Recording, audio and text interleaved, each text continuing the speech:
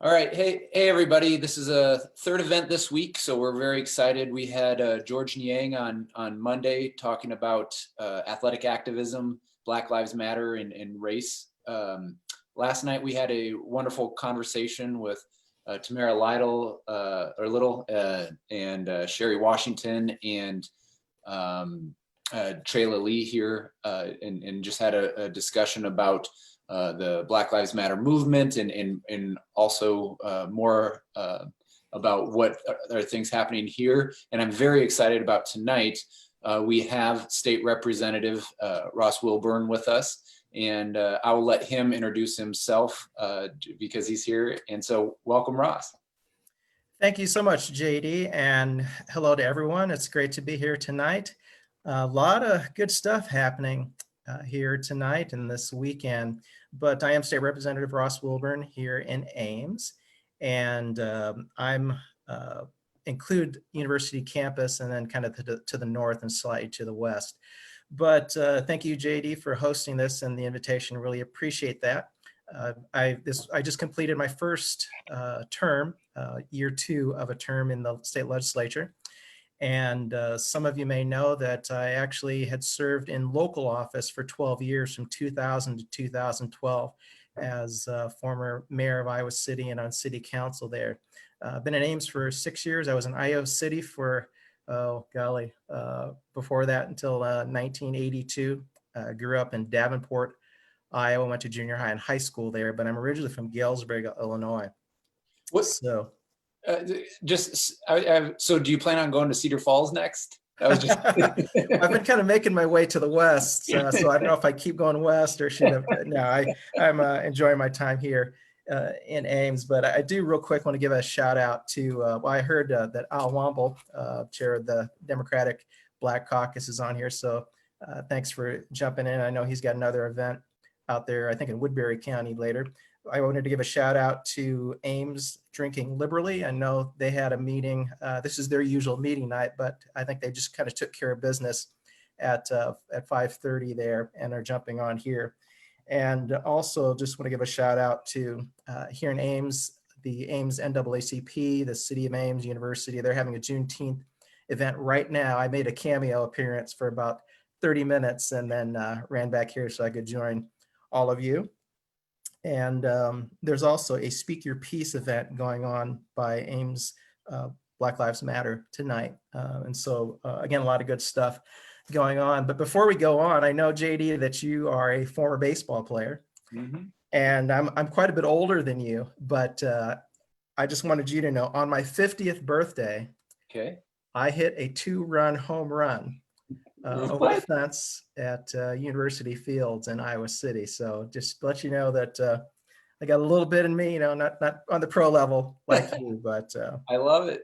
Yeah. I love it. I carry a ball. I always, I grew up in it. I always have to have it around. And so that's very cool. Very cool. Yeah. So very good. So at the state fair last year, I hit 80 miles an hour without touching a ball in a couple of years or without throwing one. And during this pandemic, one of the stress relievers I've had was I immediately bought a dozen baseballs and a net. And so I'm in my backyard throwing most nights. And I definitely feel my age. I'll say that. I turned 40 this year, but I've got neckties older than you, my friend. So. But, it is, in all seriousness, everybody, find something to help with your wellness and mental. It doesn't have to be a sport. Walking is good, even just a time to recreate yourself, whether it's music or singing or reading, writing poetry, something. Please do that because mental health is so important. So important.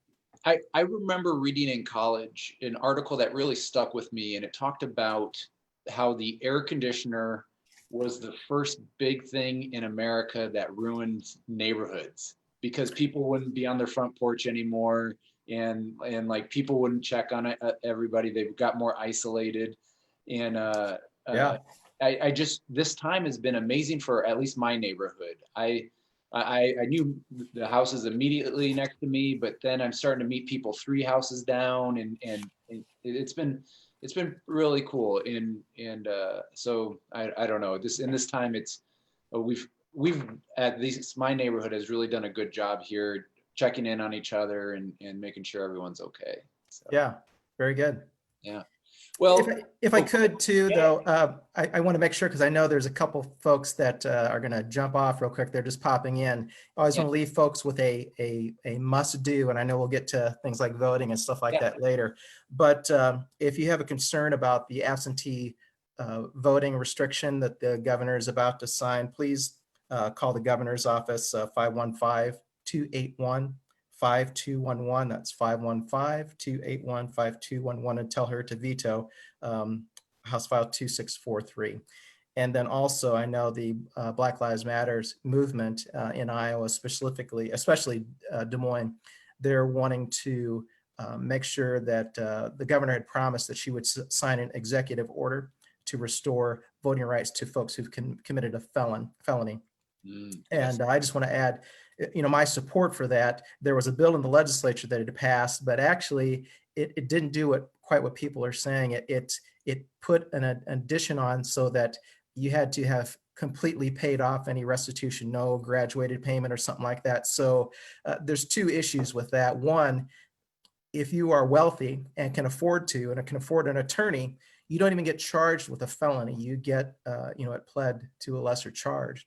And even if you do get a felony, if you've got a 20, 30, 50,000 or more dollar restitution, if you can write a check, then you can vote. And that's historically an example. What's known as a poll tax. So those are two. Contact the governor's office on that. I wanted to make sure we got to that. So yeah. excuse me for interrupting. No. So that's perfect. We want to get more information out there, and especially a lot of folks up here in the northwest part. Des Moines an arm's length away, and we don't always hear what's going on and are up to date with things. So that's fantastic. We will put those in. I have Lauren, who's following along with this. She's my comms director, and she'll put that in for people in the comment section for people who are watching via Facebook. Great. So, yeah. So I guess today's Juneteenth, and I found out that the state of Iowa implemented this back in 2002, I believe, under Vilsack. I believe that's correct. Yeah, and so I only knew about Juneteenth just a couple of years ago. And it's one of those things that I didn't learn in school, and I think that's one of the things that are really coming out right now is what are we learning and what are we not learning, and how the biasness towards like the Tulsa massacre. I've been very vocal that I only found out about that within the last month, and that was because of a tweet. Somebody. A Major League Baseball player tweeted it out and saying, and I just asked, when did you learn about this, or have you never learned about it? And so I Googled it immediately, and just my eyes and I was a history major, and I love learning, and I love to do the research. And so I guess, could you talk a little bit about Juneteenth, and then also, do you think like many Iowans know what today means, or the impact of it? Well, of course, our president says that he made it popular, or he made it famous, which is totally ridiculous. Juneteenth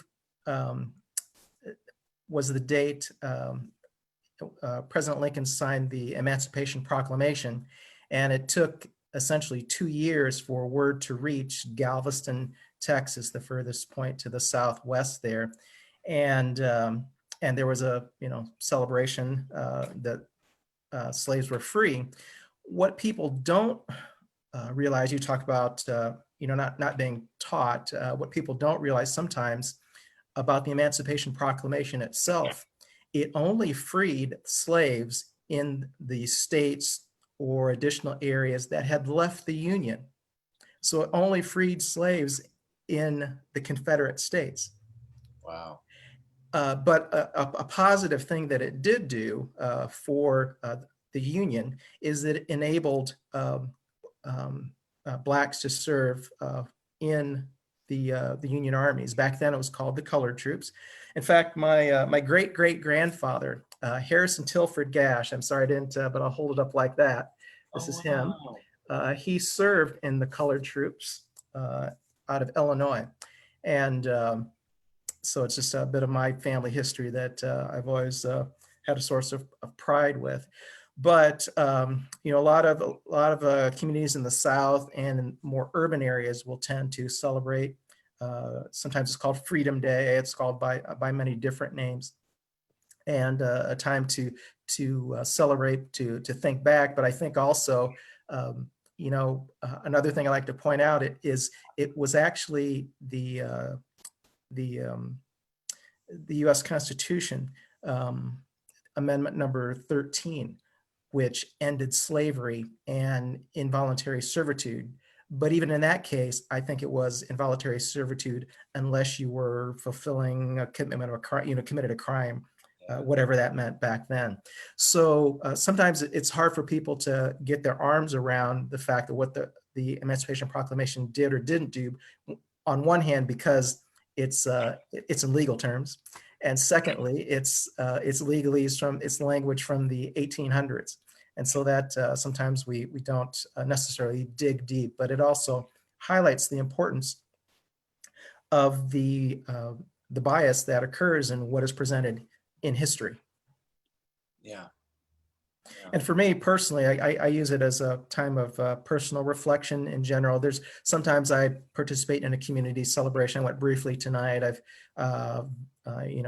other cities, and even where I'm originally from, Galesburg, Illinois, I've participated there. But a lot of times when I'm not being a legislator, I work for Iowa State Extension and Outreach with Community Economic Development, but I'm the diversity advisor, and my job before that was in a school district as the diversity officer. So I spend a lot of my time year-round doing diversity training. So when not called and asked to do a speaking engagement, a lot of times I'll just use that day for kind of a personal reflection. Or the past 6-7 years, I've also gone to a cycling event. I'm big into cycling in Wisconsin. It's 124 miles, and I like to do that. And you do a lot of reflecting where you're out on a bicycle for 100 miles. I can imagine. Yeah. I think what a good transition in the conversation, talking about ever since the horrific event in Minneapolis and the death of George Floyd. And that was just one of many, many, many murders that have happened. But since that event, something different I feel is out there. Do you just want to talk about what you see kind of happening out there? What's different? What maybe isn't different? Or what do you think it's like? One of the things that I think our biggest concern is like a corporation or actually like a sports team puts Black Lives Matter on Twitter, and then they're kind of done with it, and then they move on. And so I guess my question to you is what do you see happening in the movement, and what do we need to continue on? Well, part of the undercurrent is not only, in my opinion, not only George Floyd, but Breonna, and just historically, going back, going way back, crimes that have happened against Blacks in our country and around the world, as a matter of fact, in terms of abuse of authority by some places. In fact, it used to be more common to say peace officers, but instead of police officer.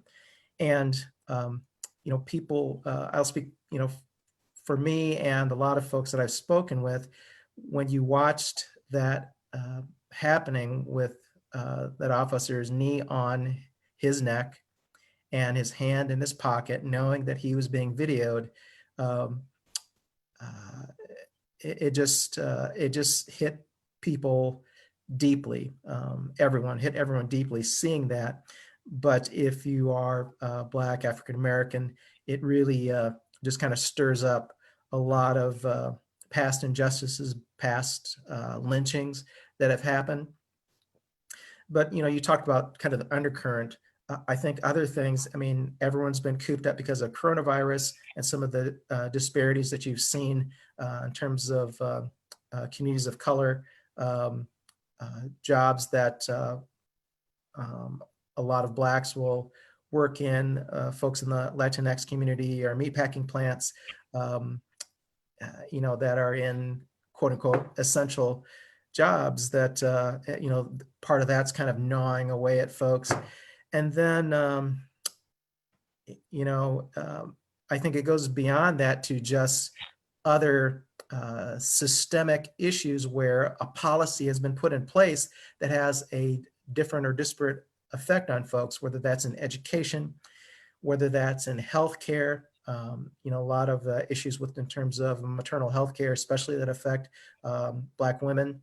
Um, uh, Access to affordable income, affordable job. Those are the things that, if you want to use the cliche perfect storm, I think that's part of with that. And you add on to it young people, and not just young Black youth, but all youth that are, the differences from some of the past protests that you've seen is that it's it's a lot more diversity that you see in some of the young people joining some of the old. So I think that's part of the undercurrent. But I think for me, I only watched the video of that once, and once is all you need to. You just can't forget that. Yeah. But in the legislature, there were some different conversations, kind of independent conversations going on in the Democratic caucus. There are 5 African Americans in the legislature, all in the House of Representatives. No other, at least visibly, people of color in the legislature.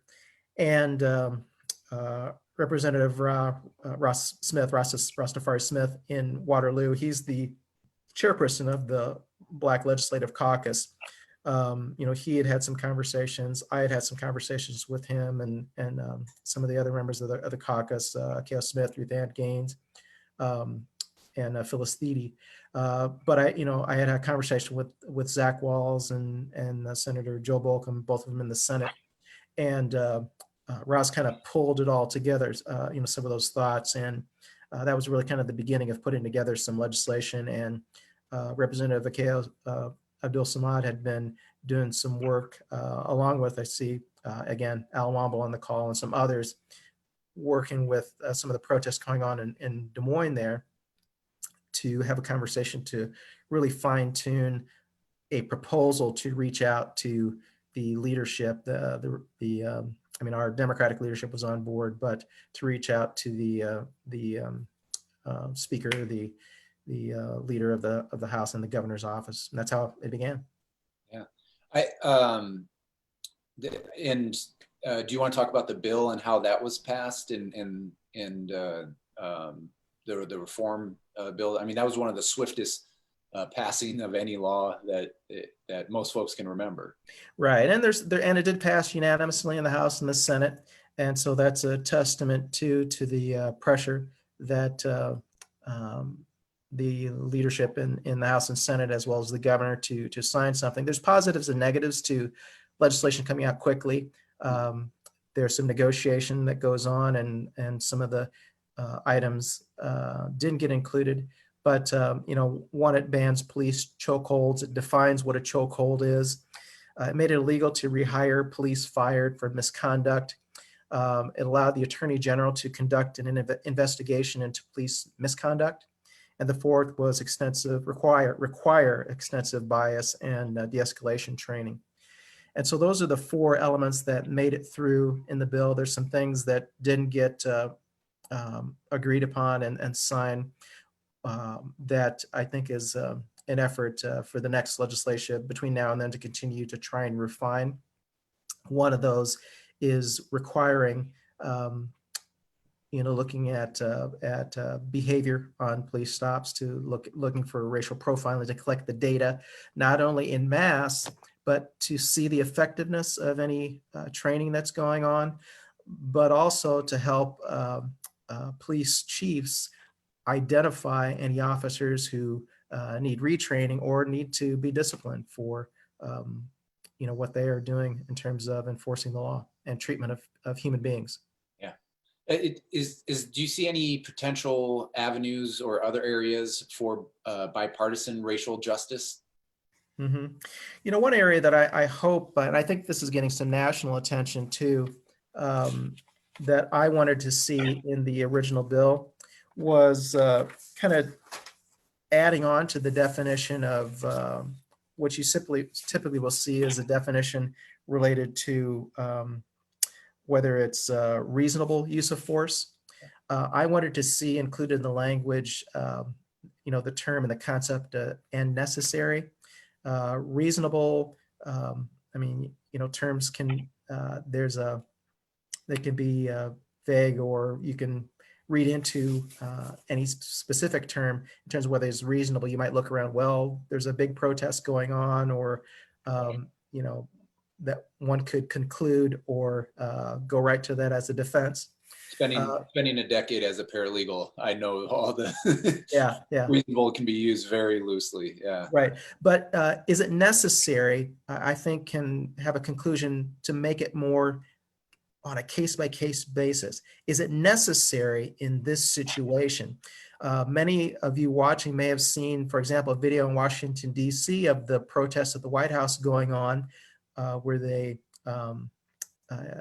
used police to intervene. There was one of the officers had one of the shields, and they were in I think it was an echelon formation, moving people, and there was a photographer to the side, and he used his shield as a weapon to hit a photographer who was taken, so you might be able to say, okay, there was a lot going on, concern and rocks and whatever that might have been thrown. But in that particular case, is it necessary to use your shield as a weapon to hit a photographer who's taking pictures and sitting off to the side? So that's one thing that I hope there can be some bipartisan support to try and add some clarity, to those definitions. Yeah. We do have a question that I want to address before we get too far down the road. You mentioned the bill about the HF 2643. Yes. Does the whole thing need to be vetoed, or just a line item? One of the Division 31 of that House file, because that was all part. It was attached onto some omnibus, some larger bill packages at the end of the session to get it through. So in my opinion, it needs to be vetoed. I mean, the governor can't rewrite the section. The concern that I have with it is that, like I said, let me back up a minute. She can either veto the bill, or she talked about an executive order, and she met with the Black Lives Matter students and talked about an executive order related to the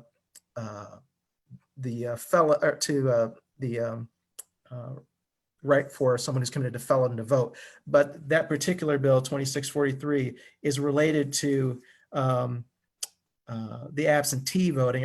It requires ID and a signature identification, and it prohibits the county auditor from making a simple fix on the absentee ballot request.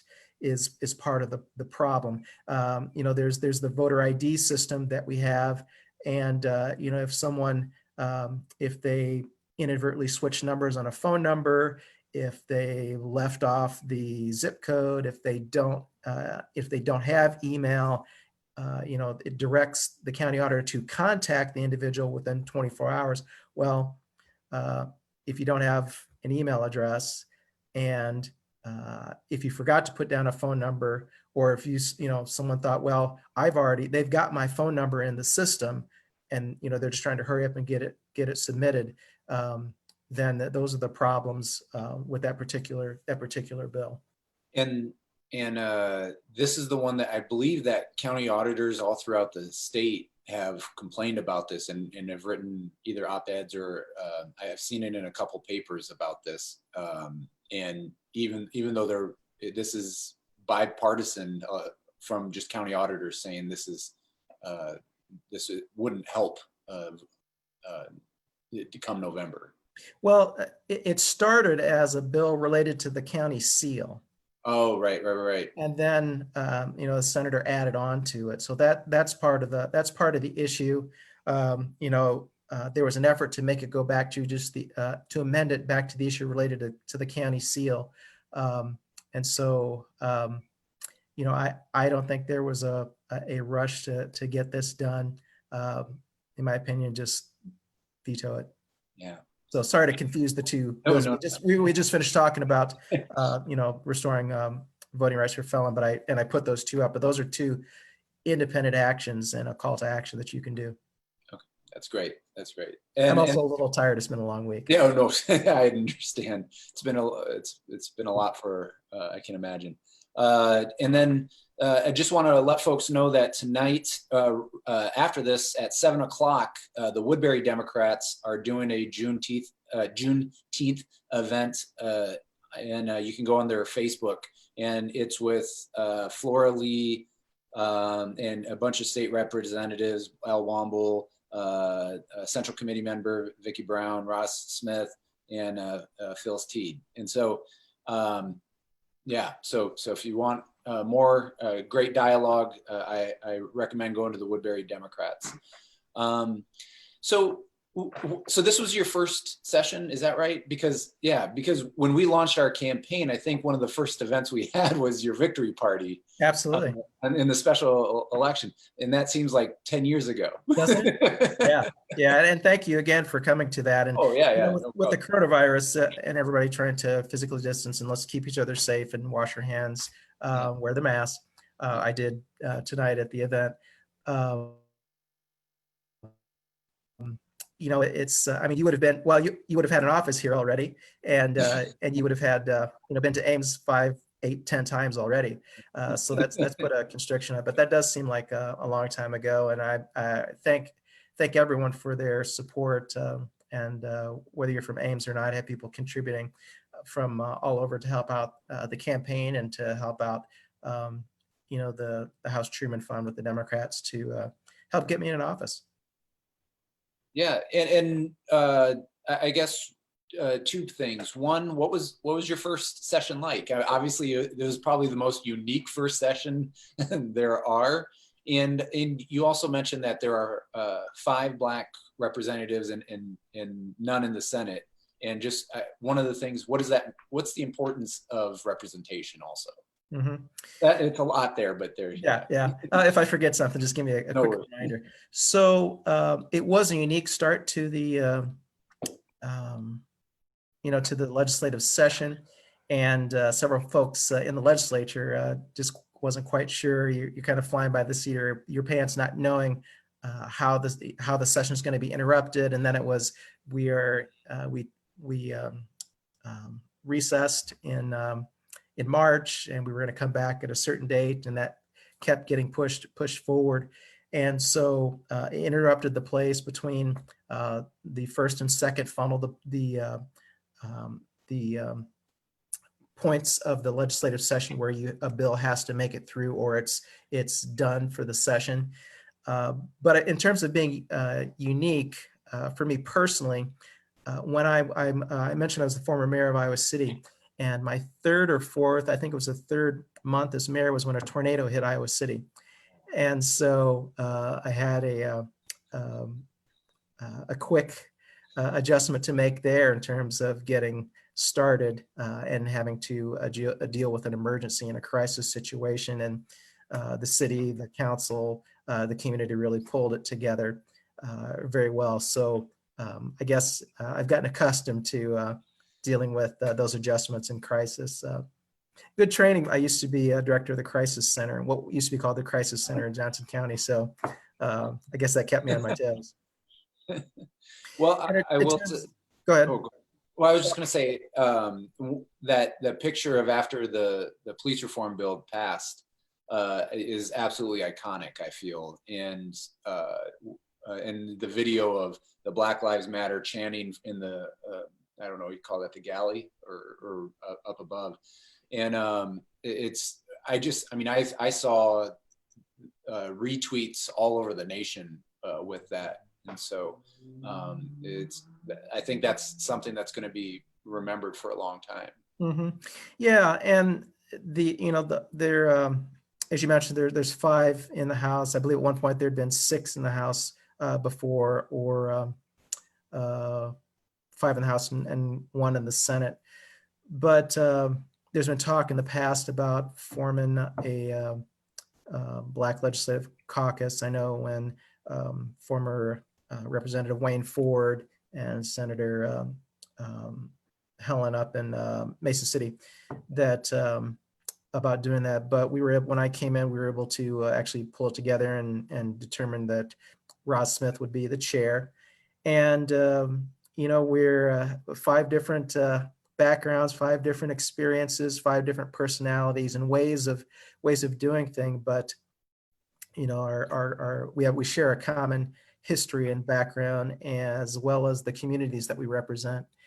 And we don't agree ourselves among everything, but there's certain aspects, not only just Iowa, but in terms of the Black community and communities of color in the state, and other underrepresented groups, that we want to try and make sure that we are bringing those issues to the table. And there have been some moments with just in our Democratic caucus where we've had some crucial conversations about the impact of different policies. And one of the things I neglected to mention earlier in terms of the undercurrent, I guess I did refer to it, but just again, to talk about bills that were being submitted related to housing or healthcare or education, which have been underfunded. Those are the issues that we want to make sure that we are continually putting in front of the caucus. There was a bill that was submitted that even though I was a first term in the legislature, so a freshman, first year legislator, to ban cities from prohibiting landlords from the Section 8 vouchers, to ban them. So it's called a source of income ordinance, so that cities couldn't require or make it so that landlords could not refuse to rent to someone based on their source of income being Section 8 housing, or what's known as the housing choice voucher. I mean, there are a lot of states that actually put that ban in place, and it's not here, but a lot of Des Moines, Iowa City, I think Marion, City of Dubuque has been looking at it. We're wanting to put it into place. But the reason cities have been wanting to put those in place, there's 2 reasons. One is because of the issue of housing and affordable housing and the lack of housing, but primarily because of discrimination, not leasing to folks because either income or, let's face it, predominant users in most states are low income, many people of color, African-American, Latinx community. And so, when people hear that, some people hear that, they'll think, discrimination in housing, but there's a lot of ways that can happen. I mean, even just the phrase, you better have a job or don't bother applying, something like that can lead towards housing discrimination. So I was temporarily able to stop that in a subcommittee. And then we had the break because of the coronavirus. When we came back together, that came back up that last week, and the last week and a half. And, it made it through, it came to the Judiciary Committee, which I'm on, which is interesting because it actually originally was proposed in the local government committee, but it wouldn't pass there. So they brought it to Judiciary. But, because of the work of all the advocates and cities and counties that were against us, really it was just the landlords and landlord associations that were for this. We were able to get that bill stopped, and it did not even come to the floor, which was good. But those are the types of things that, as the Black Legislative Caucus, that we want to continue to keep on the table. Yeah. Oh, that's great. That's great. That's kind of all my questions. Did you have anything you wanted to let folks know before we sign off? I will let you know.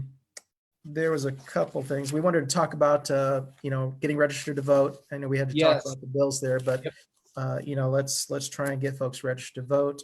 and to still In the encourage into Yep. absentee ballot and absentee voting. That's critical.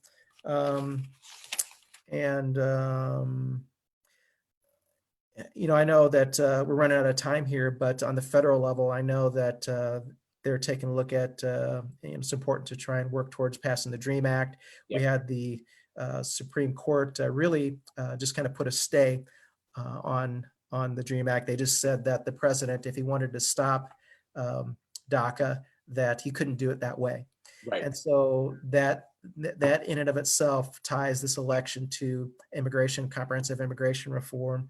I encourage you to support those. I know that you do, but it's all about equal justice under the law, which really is kind of what the whole theme is here, that I think. And then obviously, as part of that, the census, if you haven't done it, please complete the census form, because the House districts all the way down to the local level, funding for transportation and healthcare and education, all is impacted by the census. So please, get that filled out and turned in.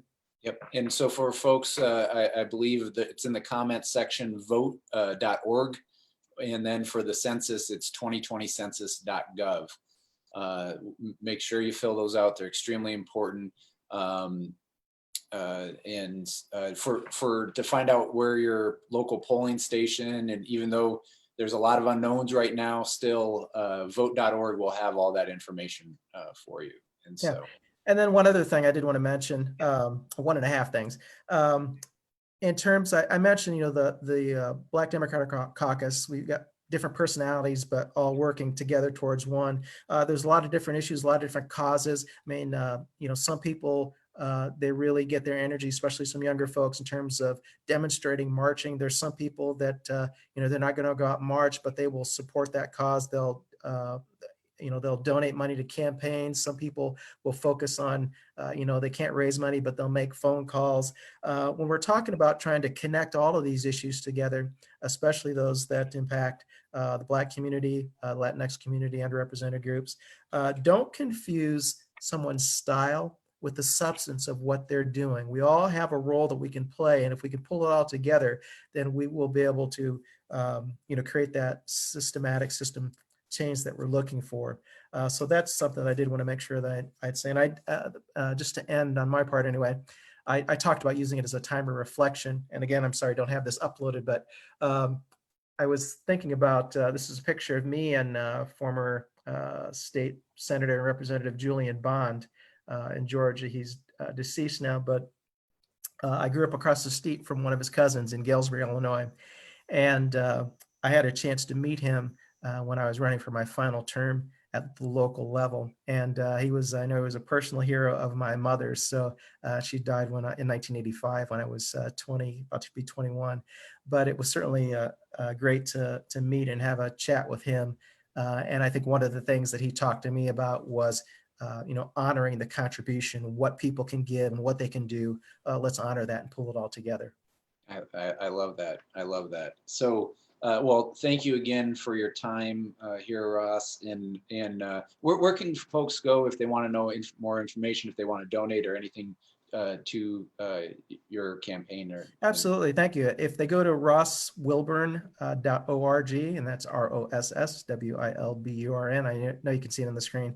If you can go there, you can see it's for the most part up to date. It might still talk about the election, but if you click on the Act Blue link there, then it tells you a little bit more about me and the issues in terms of jobs and education and healthcare. Really, some of the stuff we wanted to highlight and get to as we bring the economy back on and want to try and respond to some of these health disparities that we're seeing in coronavirus. Those are things, and the environment, a lot of things I want to work on. But appreciate it if you go there, rosswilburn.org, and check it out. Perfect. And I believe Lauren put it in the comments for everyone to click. Before we wrap things up, I just want to remind folks of a couple things. Remember the Woodbury Democrat event. You can do that at 7 o'clock, so 20 minutes from now on their Facebook page. It'll be fantastic dialogue. Voting, the energy that we have right now all across. I'm excited about what we're seeing right now, because you think of, we've had Congressman King for 18 years. And think about what that represents when he had the flag on his desk, when he got stripped of his committees for questioning when white supremacy became a derogatory term. And we've had over 15 communities, at least 15 communities that I know of in this district, have Black Lives Matters events. And just, there is a raw energy out there. And if we want to continue on this, we got to do a couple things. We got to vote. So go to vote.org to register to vote. You can check your polling location, get reminders about when to vote, and vote by mail, and much, much more. So vote.org. The second is filling out the census.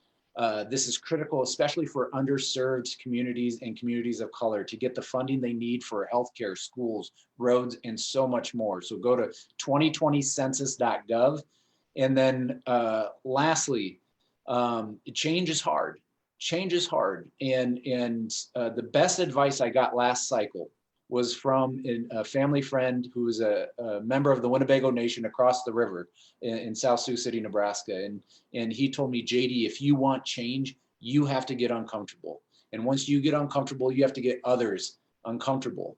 And so I know a lot of us out here want change here in the 4th District, here in Iowa, and across this nation. And so if you want change, I challenge you to get uncomfortable from now until November. And so with that, Ross, thank you so much for your time. Always good to see you. And I'm looking forward to seeing you in person soon enough. Very good. All right. Thank you, everybody. Take care, everybody.